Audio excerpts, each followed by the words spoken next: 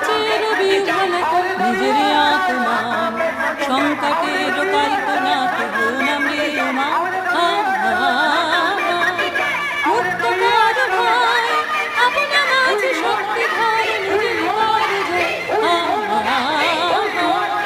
দুর্বলের রক্ষা কর দুর্জনের হাত নিজের দিন নিঃসহায় যেন কভু না জানো মুক্ত কর ভয় নিজের পারে করিতে ভর নারী সংসার ধর্ম যাবে শঙ্করবে করিবে আহ্বান নীরব হয়ে নম্র হয়ে করিবে প্রাণ মুক্ত কর ভয় দুরূহ কাজে নিজের দিন কঠিন পরিচয়